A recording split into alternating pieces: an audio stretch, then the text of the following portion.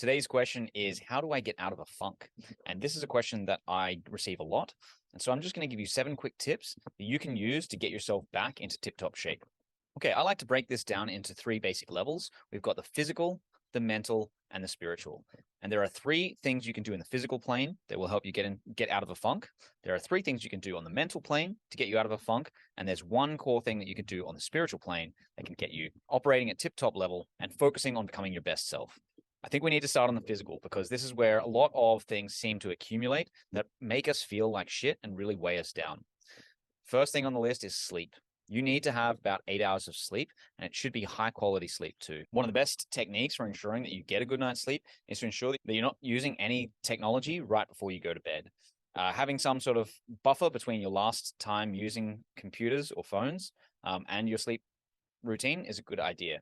And I'd say about an hour before bed, you should not have any devices. Then when you wake up, if you can have your device across the room so that you have to actually get out of bed in order to wake up, that will ensure that you start the day getting moving.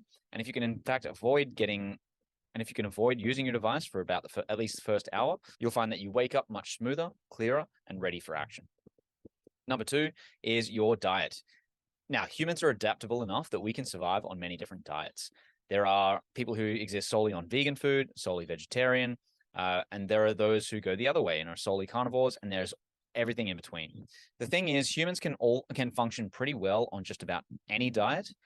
However, if you are feeling sluggish or you're feeling like you're in a funk, then paying attention to your diet is really, really helpful. And without going into the specifics of nutrition per se, what you can start to do is go through a process of elimination. So start by cutting out the things that you're eating that you know you shouldn't be eating. Obviously, the high sugar, fizzy drinks, high calorie, high carb items are a good place to start. And ultimately, if you can simplify your diet, then it gives your body a steady, balanced, natural source of energy throughout the day. While the common wisdom is to have a varied diet, that variety is the spice of life, in fact, your body will operate better if you have a reduced diet of low complexity that your body can deal with and break down.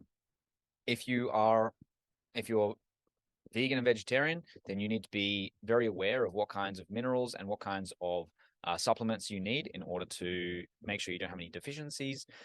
But if you are more in a carnivore or omnivore, if you are on a more flexible diet, then a diet that is rich in red meat basically has everything that you need, and you can basically survive on red meat, water, and salt. Simplifying your diet so that you have fewer variables and less difficulty for your body to process it can dramatically improve your energy and get you out of a funk. The third thing is your exercise. At minimum, we should be moving our bodies and exerting ourselves for at least 30 minutes a day. And if you can get that cardiovascular system working hard, then you will be amazed at what level of stress your body and mind can handle. So the first 3 in the physical plane are sleep, nutrition, and exercise. Get those things right. Assuming you're not in some deeper crisis, 60 to 80% of your negative emotions and well-being can be solved by just getting your sleep, nutrition, and exercise on point. The second 3 techniques are what I use in order to maintain myself at a higher physical condition. And I focus on these 3 on the assumption that I've got my sleep, diet, and exercise sorted. If I don't have those 3 sorted, then I make sure I focus on those fundamentals before I move up to the mental plane. So if your physical well-being is sorted, and you're still in a funk, then chances are it's something in the mental plane. The first thing that you can do to ensure that your mental plane is functioning well is meditation. Meditation is one of the most empirically effective ways of stabilizing mood and improving well-being. There are many different ways to meditate, and it's not so important exactly which one you do. It's more important that you do one. This creates space in your day and in your mind to appreciate what you have, to pay attention to yourself and your physical structure. And by doing so, you can bring yourself to a state of calm and balance and pay more attention to how you're feeling moment to moment. I would like to debunk the myth that meditation is easy or about being calm. It is not. Meditation is difficult, and it's not about being calm. It's about being okay with the chaos of the mind. The mind is chaotic, and that's okay. The point here is to just pay attention to it and come back to understanding and paying attention to yourself.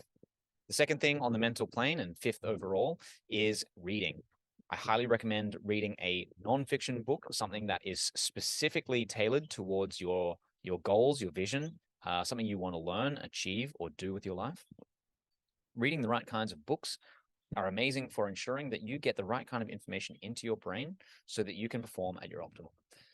So number 3 on the mental plane, number 6 overall, is journaling. Having some method to excavate the thoughts and emotions that are in your mind and building up is incredibly powerful at helping you get out of a funk. If you're feeling like you're not so good and you've taken care of the 3 major things in the physical plane, having some sort of journaling exercise in which you can write down and elaborate on the things that are not going so well for you is an incredibly powerful tip for ensuring that your mental well-being stays tip-top.